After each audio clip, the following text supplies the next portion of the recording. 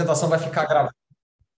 Opa, tá aí, ó. A apresentação será gravada e, portanto, vai ficar à disposição para quem quiser rever, quiser compartilhar lá no nosso canal do YouTube. Então, eu vou fazer a primeira parte aqui da apresentação, a Letícia vai complementar com a parte final, e a gente vai procurar deixar talvez 30 minutos, um pouquinho menos, para perguntas de vocês. Tá? E como eu falei já, fique à vontade ao longo da apresentação, podem ir colocando, não necessariamente a gente tem que esperar o final, é até mais legal, à medida que a gente vai falando, vai respondendo aqui as dúvidas de vocês.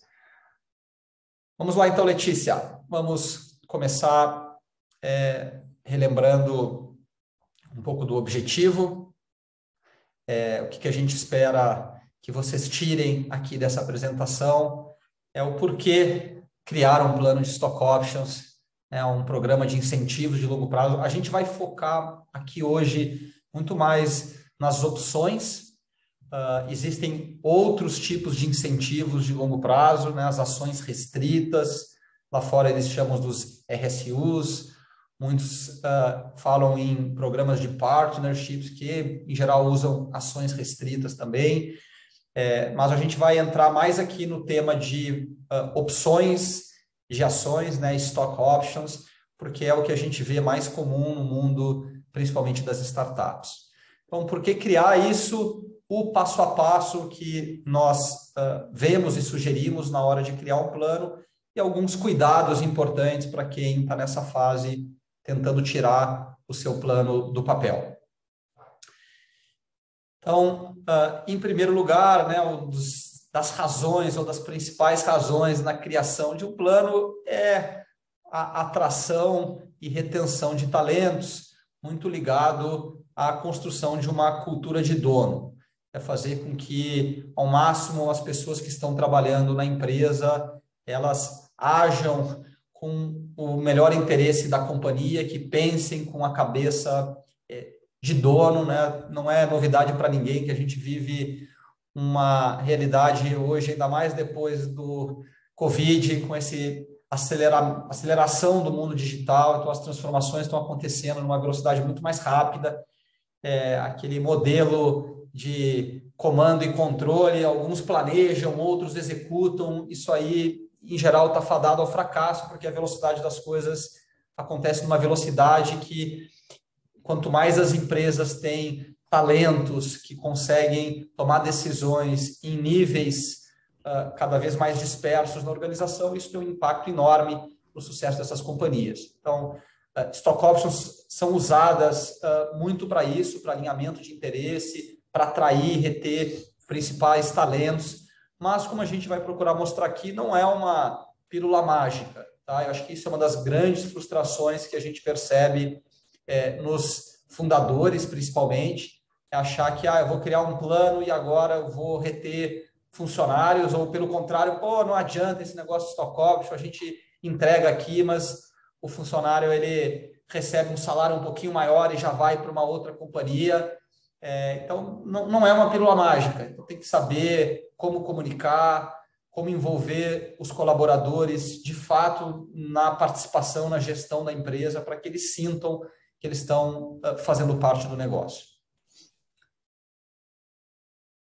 Uma coisa muito interessante que a gente nota é o crescimento do uso dessas stock options, um estudo do Fundo Atlântico, que é do fundador do Peixe Urbano, com os principais unicórnios da América Latina, mostrou que de 6% a 10% do cap table dessas empresas, quando elas viram unicórnio, estão destinadas aí aos stock options.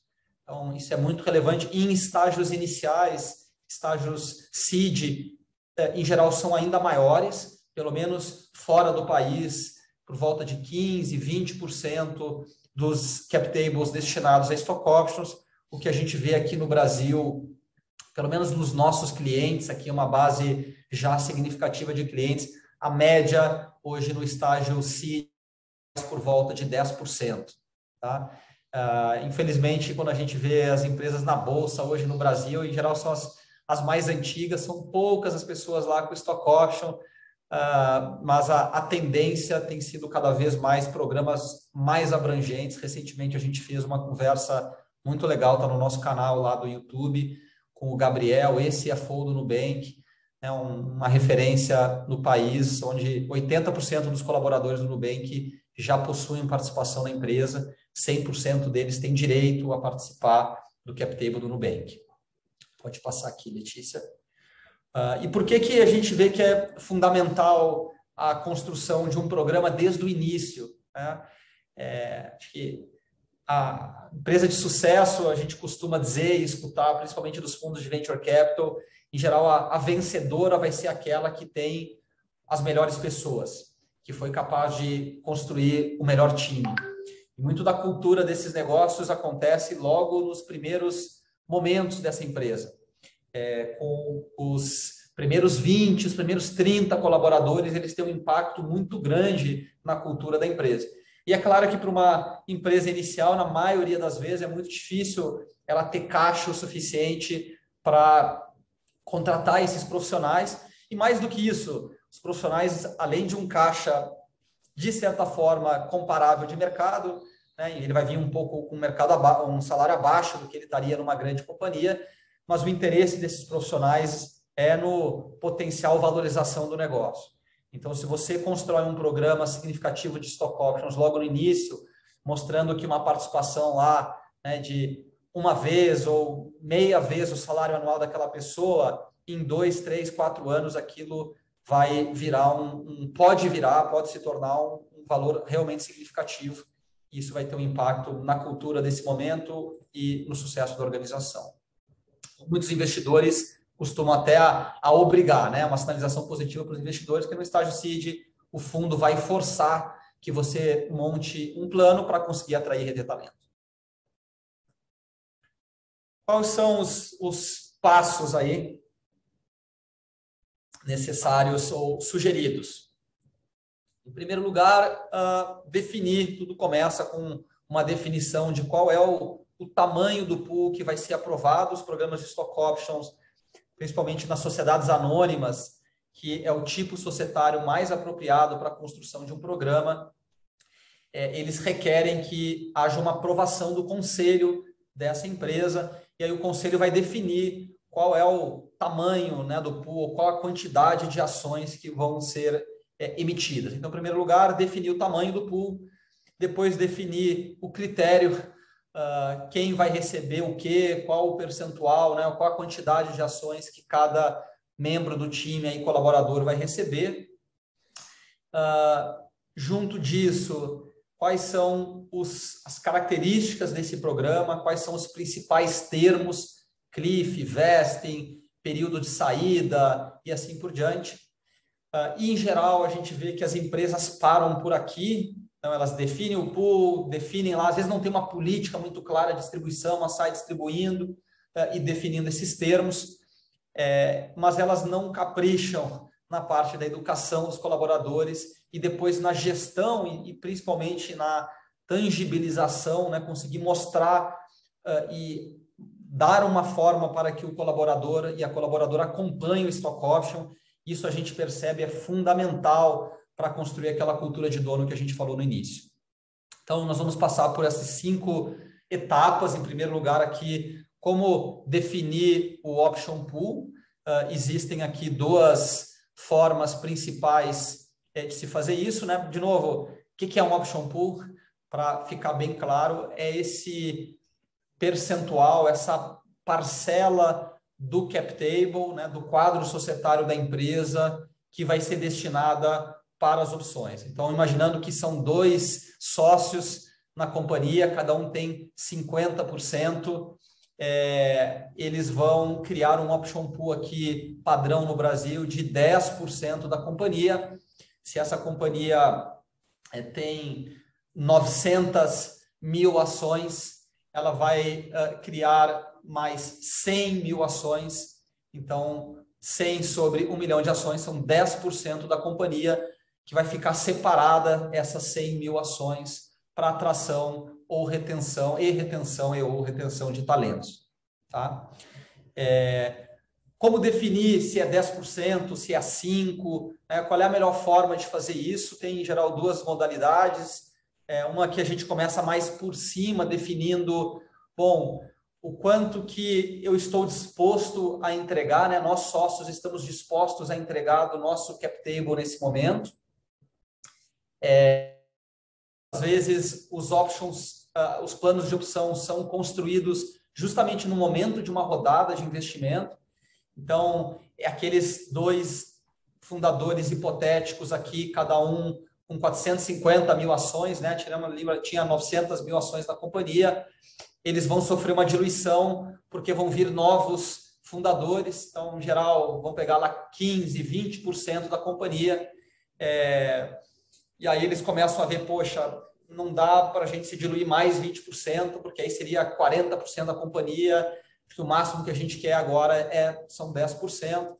Ou outras vezes, né, tipo, não são 2 fundadores, mas já são 4 fundadores, então a gente já tem as posições mais bem definidas, a gente não precisa contratar muitos talentos agora, seria uma abordagem mais de baixo para cima, definindo quem são as pessoas importantes para a gente contratar, atrair nessa próxima pernada, né? Nessa fase, em geral, as rodadas de Venture Capital aqui com 12 a 24 meses no máximo, então ter um plano de contratação para esse período e lá definir o quanto é importante para cada um dessas contratações ou mesmo retenções.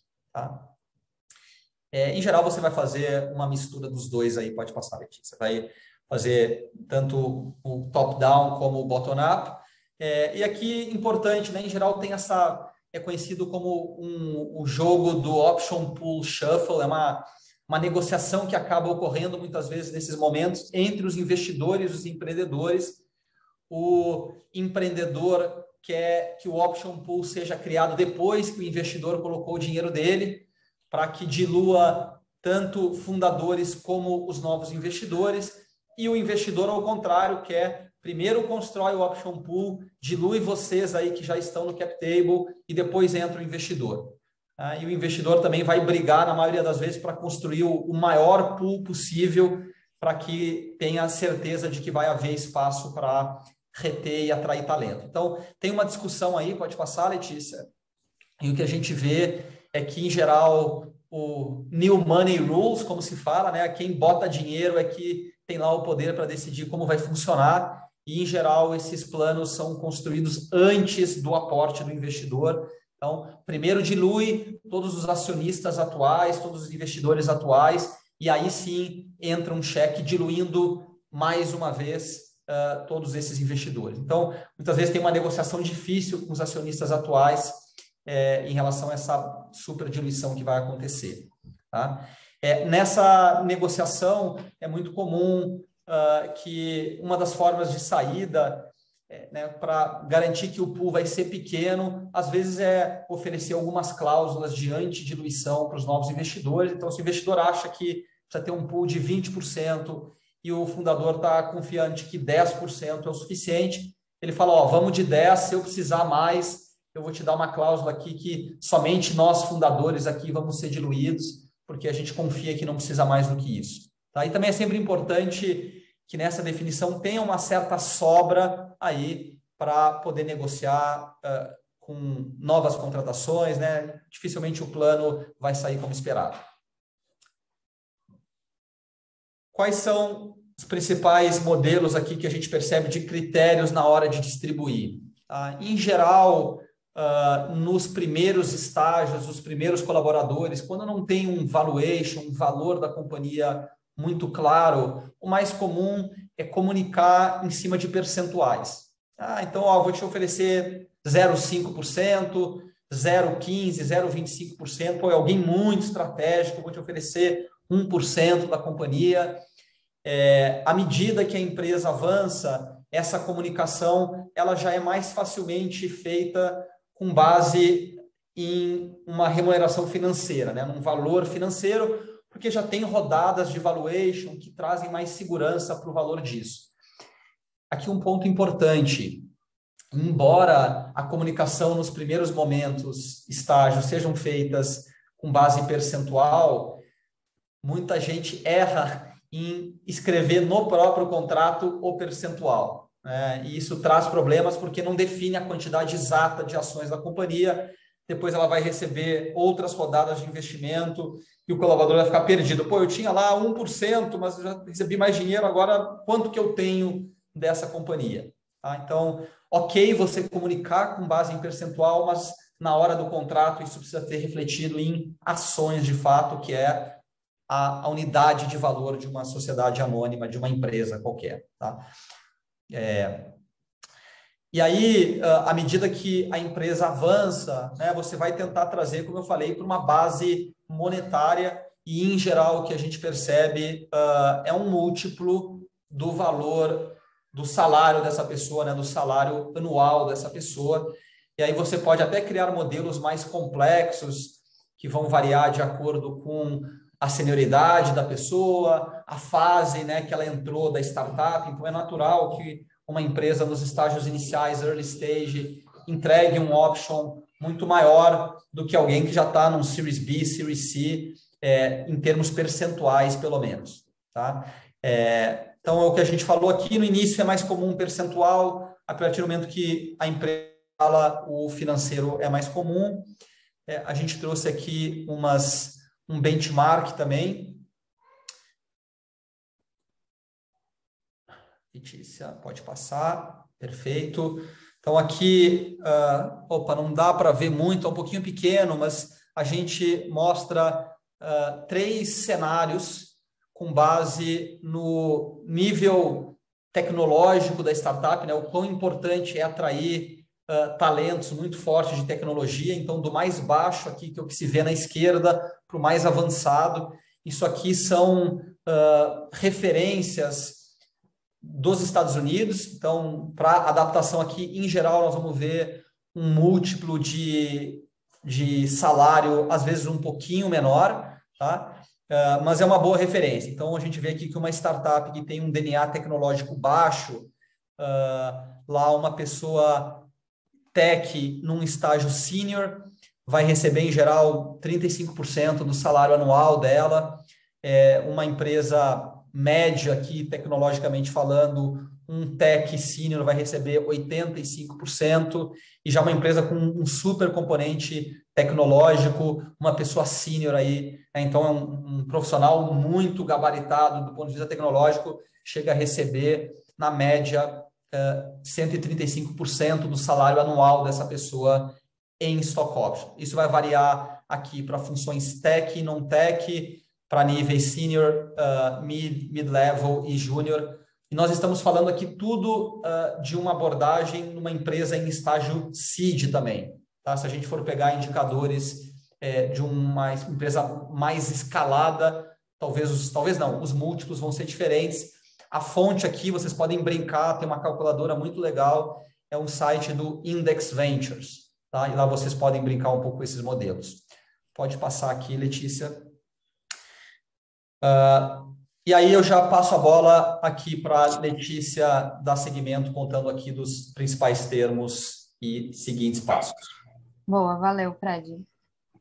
Bom, gente, antes de começar nos principais termos, eu acho importante a gente falar um pouquinho da tributação dos stock options, porque conhecendo a tributação, a gente consegue definir os principais termos com maior segurança.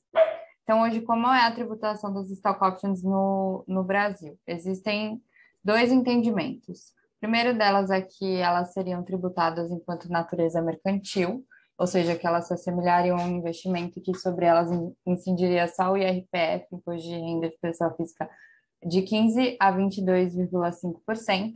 E o segundo entendimento é de que elas teriam natureza remuneratória, então que seria um salário, um benefício, e que sobre ela incidiria o IRPF retido na fonte pela empresa de até 27,5%, mais todas as contribuições trabalhistas e previdenciárias. E o que a gente quer, né, quando a gente constrói um plano de opções? A gente quer evitar a natureza remuneratória e a gente quer manter a natureza mercantil. Para isso, a gente precisa adotar algumas práticas e evitar outras práticas, que é isso que eu vou navegar aqui nos próximos slides. Coisas básicas, né, antes que é importante a gente ter que estar aqui, como evitar a natureza remuneratória. A adesão do colaborador ela precisa ser voluntária, então ele não pode ser obrigado a aceitar a opção. Tratar o colaborador como um beneficiário e nunca como uma remuneração. E aí o preço de exercício vai entrar um pouquinho mais na frente. E aí o mais importante de tudo se a gente quer que ela tenha natureza mercantil, a gente quer que ela seja parecida com investimento. Então, ela precisa estar, sim, sujeita a riscos de mercado. Ela precisa parecer um investimento de fato. Letícia, só volta um pouquinho. Eu queria garantir que essa parte está bem clara para todo mundo que está participando aqui. Assim, a gente escuta muito, né, no Brasil, é muito arriscado o stock option, porque muitos juízes e o próprio fisco, o CARF lá interpreta que stock options é remuneração, então tem uma insegurança muito grande e etc.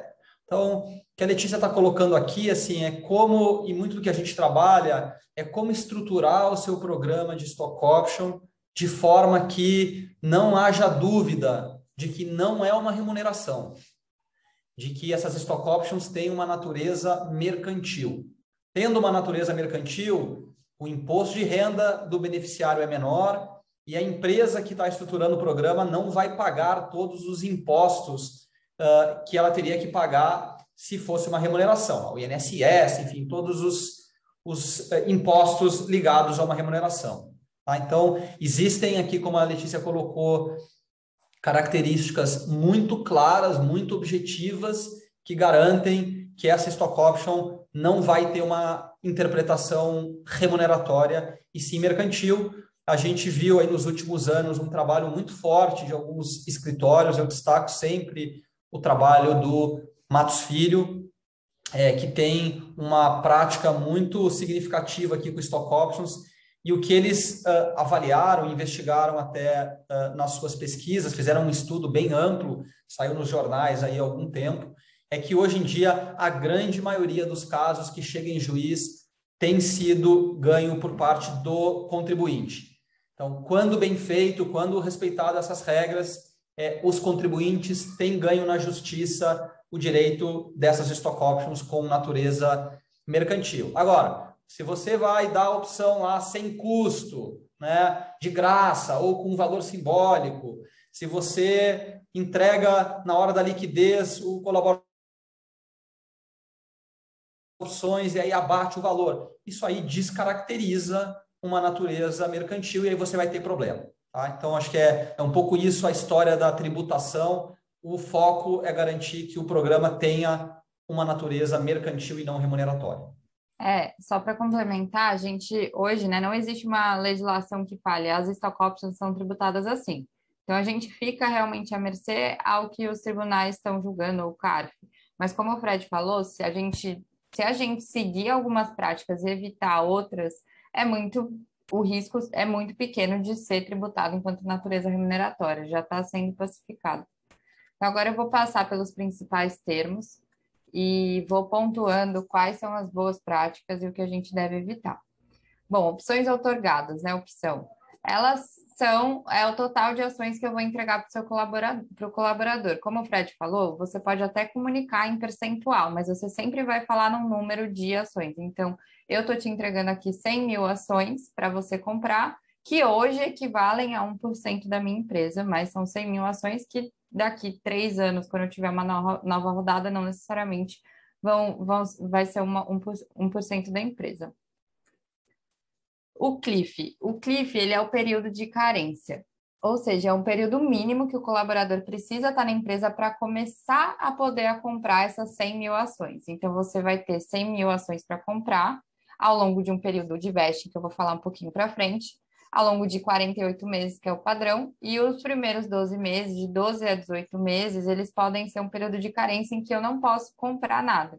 Por quê, né? Esse período serve, primeiro, para você ver se a pessoa tem um fit cultural com a empresa, se ela realmente vai ficar na empresa, se você quer que ela fique na empresa, e também para ter o tempo, um tempo, né, que entende que é suficiente para a pessoa começar a pagar os custos do seu onboarding. Então, ela realmente começa a contribuir de maneira significativa para a empresa. Aqui, esse é um print da plataforma hoje, na visão do beneficiário, então de quem recebe as opções. E aí aqui a gente mostra, esse é o período de cliff, esse é o vest inteiro, e aqui o período de cliff em que a pessoa ainda não pode comprar nada. O vest, então, ele é esse período total. Muito importante ressaltar que algumas pessoas confundem. O cliff, ele está dentro do vest. Então, o vest em padrão, ele é de 48 meses. O cliff, então, representa 12 meses. Ao longo do vest, então, essa pessoa vai desbloqueando degraus, que a gente chama de degraus, para conseguir comprar uma parcela dessas 100 mil ações. E aí, esses degraus vão depender da frequência que eu vou falar um pouquinho para frente. O vesting, ele é determinado com base em gatilhos, e ele pode ser temporal ou de performance. E aqui a gente entra num problema da tributação de novo. Se a gente atrela o vesting à performance, então, não quero que seja a cada mês ele ganhe, eu quero que a cada meta que ele bata, ele ganhe uma parcela. Se a gente atrela a metas, a gente está atrelando diretamente ao trabalho e a gente pode incorrer lá no risco tributário que eu mencionei no começo dessa stock option ser considerada de natureza remuneratória. Por isso que a gente não recomenda que seja usado o vesting de performance e só o vesting temporal. Aqui, bom, já mostrei para vocês, então cada degrau é um novo lote desbloqueado. O strike price, então o preço de exercício. Como a gente falou também ali sobre a tributação, é muito importante que a opção tenha, que cada ação tenha um valor, né? Que o preço de exercício seja significativo e não irrisório, porque a pessoa precisa estar sujeita a um risco de mercado, ela precisa investir na empresa para ser considerado de natureza mercantil. E para isso não adianta você, vou colocar R$ 1 aqui só para colocar um preço. Não, ele precisa ser oneroso. E qual é a prática de mercado, né? Como é que eu defino esse preço de exercício? Normalmente ele é definido com base no último valuation praticado pela empresa, da última rodada. Mas existem alguns problemas disso, né? Muitas vezes a empresa é muito nova, ela nem teve uma última rodada, ou então a última rodada dela faz muito tempo e ela não consegue, não representa a realidade da empresa. E aí existem algumas alternativas. Uma é a contratação de um terceiro para fazer esse valuation, mas que pode ser muito custoso. E a outra também é usar benchmarks de mercado. Então, por exemplo, empresas SaaS, num geral, tem um múltiplo de 10 vezes, um valuation de múltiplo de 10 vezes a receita. E aí, você usando esse valuation também é muito comum que você aplique um desconto sobre esse valuation, né? Sobre esse preço por ação. Para que o preço de exercício seja considerado oneroso, é recomendado que esse desconto vá até 30% só. Se você der mais desconto do que 30%, quero dar 80%. Aí você entra num risco bem grande dessa opção ser considerada de natureza remuneratória. Deixa eu só fazer uma observação aqui também, assim, tem muita gente que confunde, né? Strike price, então eu vou ter que pagar por essas opções. Esse pagamento aqui, na maioria das vezes, né, ele só vai acontecer, na imensa maioria das vezes, ele só vai acontecer no eventual exercício das opções. Ou seja, no momento inicial, você trouxe o colaborador, prometeu lá R$ 100 mil em opções para essa pessoa, você vai entregar essas 100 mil opções para o colaborador, mas ele não vai pagar nada nesse momento. Ele vai ter o direito de escolher se lá na frente essas 100 mil estão valendo 300 mil ou 500 mil. Faz sentido, aí sim ele vai exercer. Tá? Então, na maioria das vezes, não tem pagamento. Entretanto, algumas empresas a gente vê, é bem menos comum, mas elas estipulam um certo prêmio para a compra das opções, que também é mais uma segurança de que aquilo vai ter uma natureza mercantil. Mas é dado de graça, se é de graça é remuneração, então às vezes as pessoas colocam um preçozinho na entrada para trazer mais uma característica, mas é muito pouco comum isso. Assim como em alguns casos esse preço, esse strike price dos 100 mil, ele também sofre uma correção às vezes. Então as pessoas colocam lá um preço de strike price, mas vai crescer com base no IPCA, né, na inflação, por exemplo, não é um valor que necessariamente fica fixo, mas também não é uma prática muito comum que a gente vê nas startups. Tá? Isso é muito mais comum, às vezes, em empresas mais maduras, de bolsa, tem mais liquidez e etc. Tá? E uma coisa muito importante, acho que na hora de comunicar o strike price para o colaborador, é justamente indicar isso para ele. Olha, o seu preço, ele é fixo. Então, se você for comprar só daqui 48 meses, ele vai continuar sendo o mesmo preço. Então, esse inclusive o espírito, né, das stock options. Você vai pagar um preço fixo um pouco abaixo do de mercado. A ideia é que você contribua aqui com o seu trabalho, valorize essas ações e aí daqui 48 meses, quando você puder comprar e vender toda essa ação, vai estar valendo muito mais. Só mais uma coisa, assim, acho que preço é um dos temas mais sensíveis, então a gente vai pesar um pouquinho aqui para garantir que fica bem claro, né? E quando a Letícia falar, você vai pagar com um preço um pouco abaixo do mercado, vamos lembrar que, por definição, para não correr risco, você está oferecendo algo a preço de mercado. Por que que algumas empresas oferecem 30% abaixo do último valuation, por exemplo? Porque, nesse caso, o que justifica um preço abaixo do mercado, né, ou do valuation que os investidores pagaram, é que são classes de ação diferentes. Então, o mais comum é que numa rodada de captação, os investidores recebam, em troca do aporte, uma ação preferencial. É uma ação que recebe dividendos ou recebe distribuições de pagamento antes das ações ordinárias. Por outro lado, as opções, em geral, são atreladas a ações ordinárias. Então, é essa diferença. Um tem ação preferencial e outro tem ação ordinárias, é que pode justificar uma diferença de preço. Se não houver isso, é muito arriscado você diferenciar, porque ele é colaborador, ele vai ter um preço diferente. Opa, então tem uma natureza remuneratória isso. Tá? Então, podemos seguir aqui, Letícia. Eu vou falar outra coisa também, é o nível de maturidade, né, Fred, da empresa. Então, dependendo do nível de maturidade, você tem um valuation mais certo, melhor definido ou não. E aí o desconto também pode ser justificado de acordo com esse nível de maturidade. Bom, agora a gente vai Olê, passar. uma pergunta aqui que acho que é bem sobre esse ponto Ah, do André. Se isso no caso de ser uma SA. deixa eu ler a pergunta, talvez. Eu não sei se eu entendi a sua pergunta, André. Preferenciais e ação. Ah, tá, legal. Então, o que que acontece? Mesmo numa limitada, é muito comum que quando os investidores investam por meio de dívida conversível ou safe, né, por meio de algum conversível, ele não vai querer entrar numa limitada. Então, os conversíveis sempre prevêem a entrada do investidor junto à transformação da empresa em SA. Então, de todo modo, apesar de ele estar investindo numa limitada, ele vai ele tem o direito de receber uma ação preferencial, porque quando ele quiser converter, vai ter que converter a sociedade em sociedade anônima. Respondi a sua pergunta? Eu acho que eu complementaria até, André, assim, embora seja muito comum nas startups planos de opção, não é uma estrutura recomendada, né? Nenhum advogado vai preferencialmente recomendar que você tenha um programa de opções numa limitada. Não existe um regramento para opções numa sociedade limitada, que é uma sociedade de pessoas, né? Não é uma sociedade de ações. Então, quando a gente vê o que a gente recomenda, como a Letícia falou, nas empresas limitadas, é que o seu aparato, os seus contratos estabeleçam, é quase que são cotas virtuais, né, ou ações virtuais, ou seja, todo esse regramento de vesting, de strike price e tal, ele só vai se concretizar de fato no momento em que aquela empresa se tornar uma SA, tá?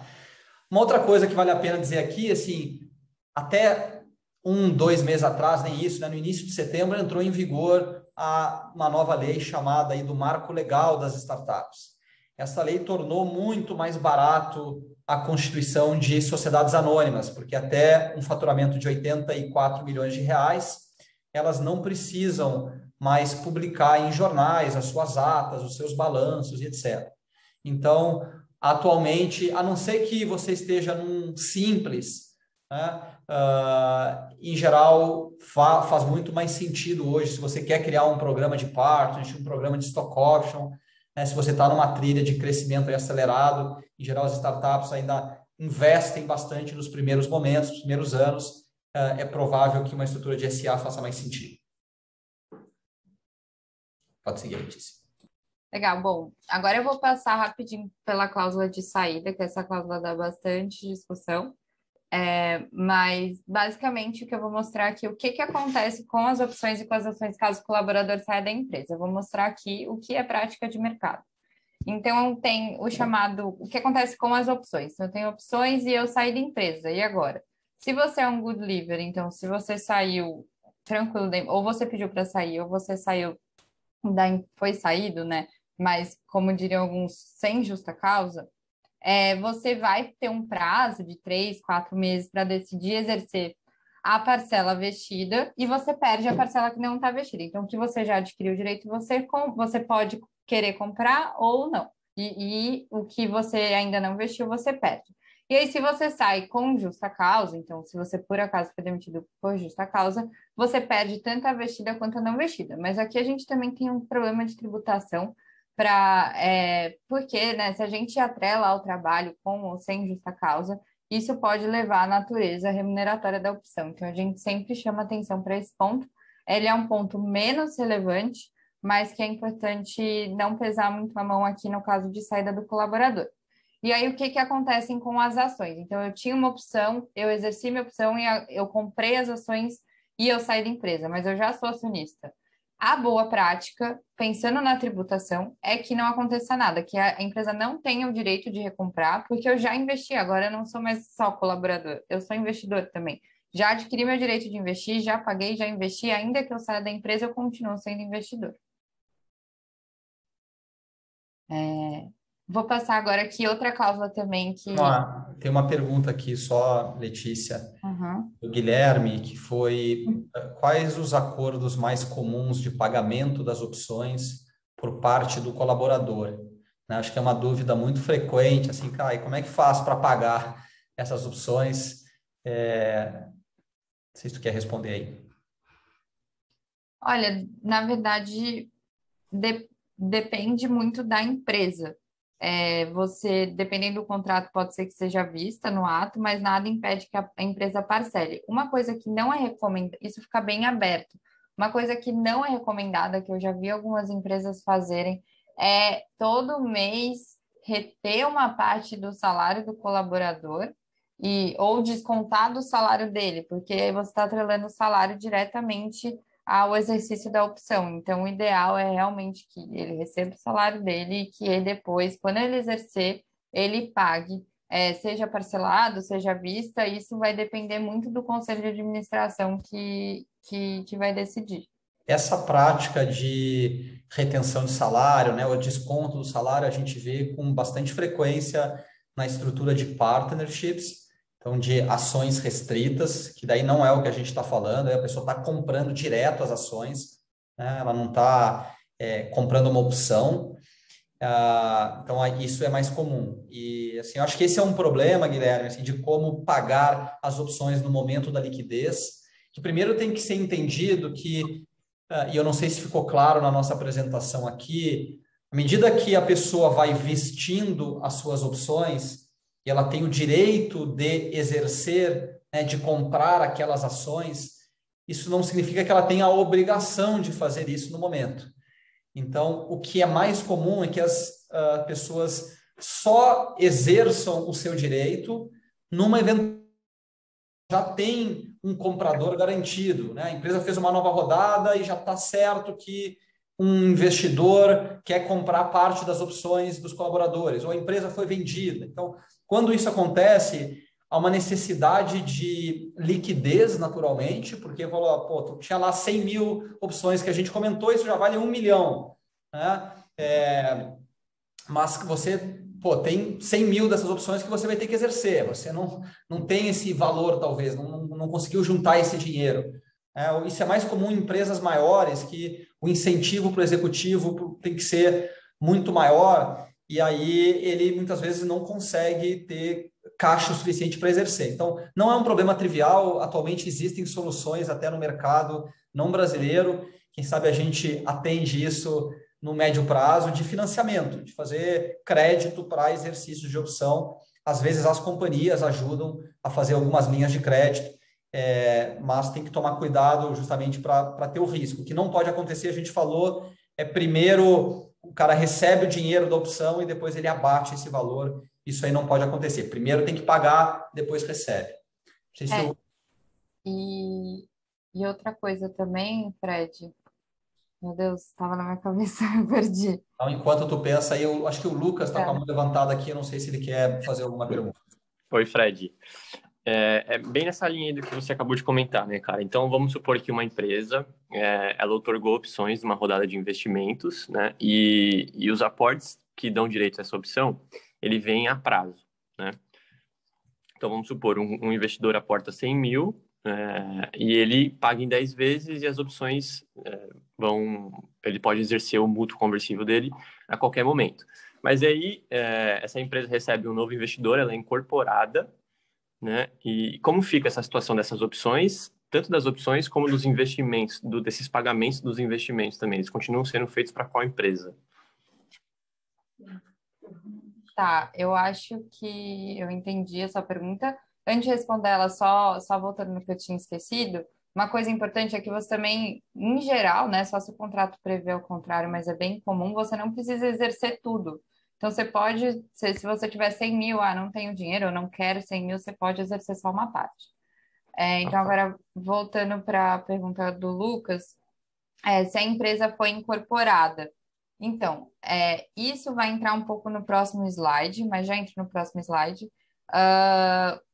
Eu vou falar primeiro do próximo slide e aí eu respondo a sua legal. pergunta, tá, Lucas? Sem problemas. Tem aqui a cláusula de aceleração do vesting. O que essa cláusula fala? Ela acelera o vesting. Então, ela dá ao colaborador o direito de exercer uma maior quantidade do que ele teria direito hoje, porque aconteceu alguma coisa, algum gatilho, que geralmente é a venda, enfim, alguma reestruturação, a venda da empresa, a mudança do controle da empresa. E aí a gente tem aqui o single trigger e o double trigger, então o gatilho único ou gatilho duplo. O single trigger, que é o gatilho único, fala assim: bom, se a empresa for vendida, então o seu vesting vai acelerar, ou seja, você vai poder comprar uma maior parte ou a totalidade, se a aceleração for de 100%, agora e já vender. E muitas vezes o comprador já quer comprar, ele quer limpar o cap table e já vai te comprar. Agora, se for o double trigger, que é o mais recomendado, depende de dois eventos. Quais são esses eventos? A venda da empresa, mais uma demissão do colaborador, ou, que eu não coloquei aqui, mas mais a demissão do colaborador, ou a extinção do plano de opções. Por quê, né? O que acontece? Quando tem a venda de uma empresa, se você colocar uma aceleração total, isso pode travar suas negociações, porque muitas vezes a pessoa que está comprando quer manter essas pessoas na empresa. Então, não é interessante para ela que o vesting acelere 100%, as pessoas vendam todas as suas ações e não tem mais incentivo para permanecer na empresa. Então, muitas vezes, se você acelerar pelo single trigger, você pode travar suas negociações com os investidores. Por outro lado, para você proteger os colaboradores de eventual demissão ou então de extinção do plano, aí você coloca o double trigger. Então, as duas coisas precisam acontecer. A operação nos próximos 12 meses, se a pessoa for demitida ou se extinguir o plano, acelera o vesting dela, então ela vai poder comprar tudo. E aí eu acho que nisso eu respondo a tua pergunta. Nesse caso, se a empresa for incorporada, vai acabar o plano? Se o plano acabar, pode ter aceleração do vesting, a pessoa pode poder exercer tudo. Respondi a sua pergunta? Acho que respondeu, né? Deu para ter uma ideia mais ou menos. É que, na verdade, nesse caso não existe um vesting, né? Os investidores investiram através de um mútuo que é conversível em ação. Né? Então, ele tem a opção e não tem um tempo de carência para ele exercer isso. Tá. Né? Você quer saber o que aconteceria com o mútuo? Ele continua... Não, provavelmente, se for um mútuo no padrão de mercado, provavelmente ele também teria a opção de converter. A opção, normalmente, inclusive, quando acontece uma coisa assim, é uma conversão automática. E aí pode ter uma cláusula de drag along e de tag along que obrigue. Ou, se o vendedor quiser, a pessoa que tem o mútuo vender tudo, ou ao contrário, né? Se a pessoa pode obrigar o vendedor a comprar ela. Uhum. A gente foge um pouquinho do stock options, mas Isso.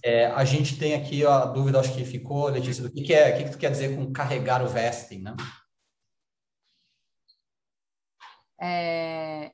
Eu escrevi isso em algum lugar? Acho que você de saída, que a pessoa carrega o vesting. Carregar o vesting significa que, se eu entendo corretamente o que a Letícia falou, aquele prazo que a pessoa tinha para exercer, ele se mantém, ele não acelera. Né? Acelerar, se eu estou numa empresa que foi adquirida e vai acelerar o meu vesting, os três anos, por exemplo, que faltavam para eu cumprir todo o período de vesting, eles vão ser acelerados, eu vou poder exercer tudo agora. Se eu não tenho essa opção, eu vou carregar o vesting independente da aquisição da empresa, e aí eu vou continuar tendo que ficar mais 3 anos para receber todas as minhas opções. Exatamente. Pode seguir aí, então. Bom, a tributação coloquei aqui de novo, acho que agora ficou um pouco mais claro, né? Sobre as boas práticas. Outra polêmica aqui que eu não vou me aprofundar muito, que é sobre o momento em que é tributado, se é na hora do exercício ou na hora da venda. Ainda existe uma divergência de entendimentos nos tribunais, se é quando a pessoa compra ou se é quando ela vende, né? O entendimento que tem sido mais defendido e que faz mais sentido é que seja na hora da venda das opções, que é quando tem realmente o ganho, né? O ganho tributado, o ganho de capital. Bom, e aí depois que a gente definir os principais termos, o próximo passo é educar os colaboradores sobre as opções. Então, a gente vê que essa é uma dor muito frequente dos nossos clientes, de que as pessoas não entendem o valor das opções. Por isso que a gente coloca umas dicas práticas de ter uma política clara para o time. Inclusive, a gente tem um manual nosso do Basement que a gente fez pensado nos colaboradores, que vocês podem compartilhar com o time. Criar um documento de apresentação do benefício, e aí nesse documento você pode, inclusive, modelar cenários diferentes, pensando num cenário otimista da empresa, num pessimista e num neutro. E também sempre prezar pela transparência das informações. E aí, por exemplo, no Basement, a pessoa, né, as empresas que contratam Basement, os colaboradores também têm a interface deles e conseguem ter a transparência sobre o que elas têm. E aí, aqui, gerencie e acompanhe, eu coloquei um print aqui da nossa plataforma da parte de opções, né?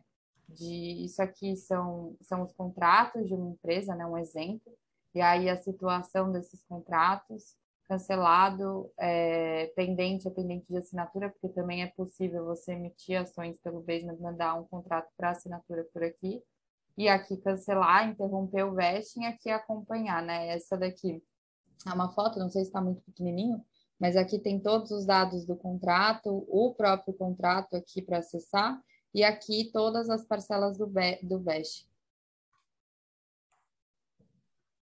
Aqui também a gente deixou disponível alguns materiais, né? Se vocês entrarem no nosso blog lá pelo basement.io, a gente tem muito conteúdo sobre o tema. Tem o nosso guia de Stock Options, que tem tudo isso compilado, e aí os conteúdos tratam de temas específicos e aprofundam neles. Esses são alguns dos nossos clientes. E é isso, gente. Muito obrigada. Você tem mais alguma pergunta? Obrigado, pessoal. Então, a gente fica aqui aberto para perguntas, né? Procurou mostrar na apresentação a importância de se criar um plano de stock option desde o início para a construção de cultura, alinhamento de incentivos, um pouco do passo a passo aqui das principais etapas, desde definição do tamanho do pool, dos termos, como educar e gerenciar essas stock options. Fundamental a parte de criar um plano de forma que ele não seja interpretado como uma remuneração, e sim tenha todas as características de uma natureza mercantil, e alguns benchmarks aqui de como distribuir essas opções, né, as melhores práticas aí do mercado. O material, como a gente falou, vai ficar disponível, que vocês vão receber por e-mail também, provavelmente amanhã, a gravação desse vídeo, desse webinar, mas ele também estará nos nossos canais lá do YouTube. Obrigado aqui, Renata, obrigado, Henrique, nosso grande parceiro lá da Inside. Obrigado a todos que participaram aqui desse webinar. Ficamos aqui ainda à disposição, temos mais uns 5 minutinhos, caso vocês tenham alguma dúvida. Frederico, posso fazer mais uma, cara, por Claro. favor? Sobre a questão de tributação, né? Vocês disseram ali que se você colocar o stock option atrelado à performance, há um risco de tributar de ter uma natureza remuneratória, né? E aí eu penso, tá, beleza, eu vou fazer então um stock option só de tempo, né? Um vesting. Só que, pô, beleza, o cara já passou o cliff, ele tá no vesting e chega no final do ano, ele, apesar de ter cumprido o vesting, ele não entregou, enfim, não teve um resultado satisfatório, né? Eu não sei se isso seria na própria estruturação do stock option, dos termos do stock option, né? Qual condição você coloca, mas sem atrelar isso à performance, ou se seria em deliberação do conselho, do board, na hora de, enfim, como evitar essa natureza remuneratória, mas ao mesmo tempo garantir que não seja só tempo, né? Não seja só vesting, que haja entregas também, né? O mais comum que a gente vê, Lucas, é a questão de performance ser uma condição para a pessoa participar do plano. Então, você define que só quem tiver performance assim, assado, vai estar sujeito a receber o plano. Então, você vai dar lá 1 ano, por exemplo, para a pessoa fazer parte ou não. Ou é a questão do próprio cliff, né? Tem empresas que nós próprios no Basement temos um cliff não de 12 meses, de 18 meses. Então, embora a gente consiga, muito antes de 12 meses, definir se a pessoa performa bem ou não, a gente tem um período um pouco maior para garantir que ela vai ficar na empresa pelo menos esses 18 meses para ter direito a receber a sua primeira parcela. Tá? Então, acho que a saída aqui é ou definir antes da outorga ou trabalhar melhor com o cliff para que você não entregue equity se a pessoa não for uma pessoa de alta performance. Boa, ótimo. Muito obrigado e obrigado, Letícia, também. Ótima apresentação dos dois. Valeu, Lucas. Acho que o Juliano tem uma pergunta também. A gente está criando aqui na Capital Empreendedor um pool de stock options e a gente queria que fosse uma classe mais simples. É possível isso? Quer dizer, nós temos aqui futuros sócios, né, que já estão vested, que as ações não são diluíveis, tá? Em rodadas de investimento até um determinado patamar. E a gente gostaria de criar um pool para colaboradores em geral. Então, eu queria entender como é que funcionaria.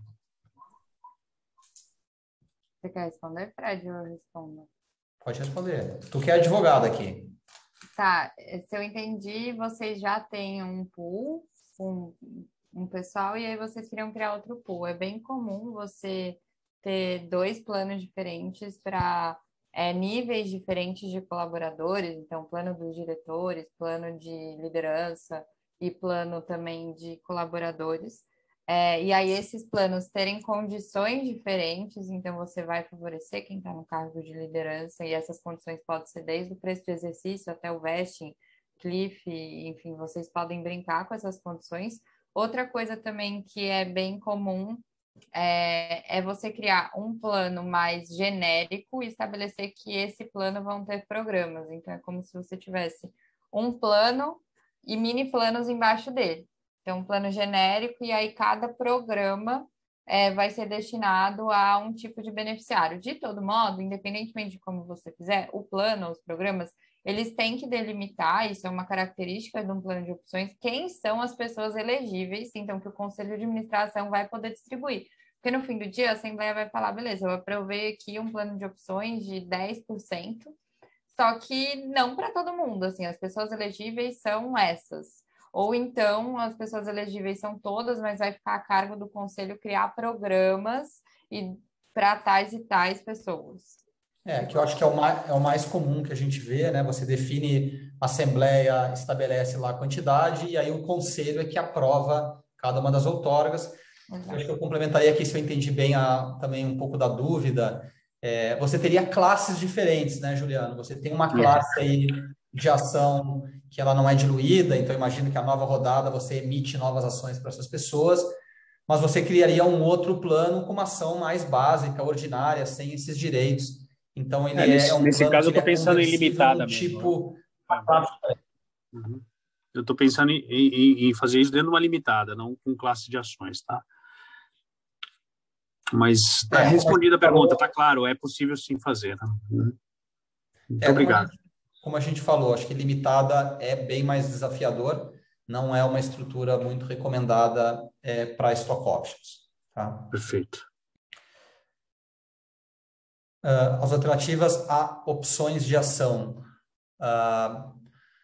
Quais são as alternativas? Acho que a gente esgotou aqui o nosso tempo, mas assim, a principal alternativa a um stock option no Brasil é você fazer o que muitos chamam do programa de partnership, que não é uma opção, ou seja, a pessoa não vai receber um contrato que ela vai poder decidir comprar ou não aquela ação, mas ela já de cara compra aquela ação, ela já vira sócio na entrada. Tá? E aí sim existem mais flexibilidades para você definir um preço mais baixo disso, porque a pessoa está comprando aquilo, está comprando uma ação direto da companhia. Eu acho que essa é a principal alternativa quando a gente fala em incentivos de longo prazo.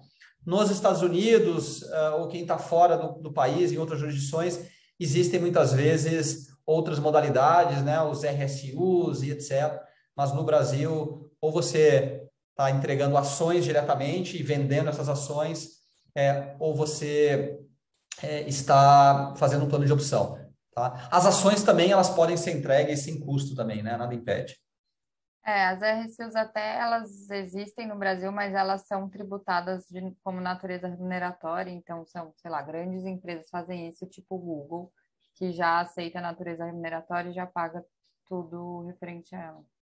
Algumas fazem também modelo que daí não é participação, mas é o tal do phantom, né? As ações ou as opções fantasmas, que também é um modelo em que não impacta o quadro societário, mas como também a Letícia falou, ele já considera o pior modelo tributário, então vai ser considerado de cara como remuneração.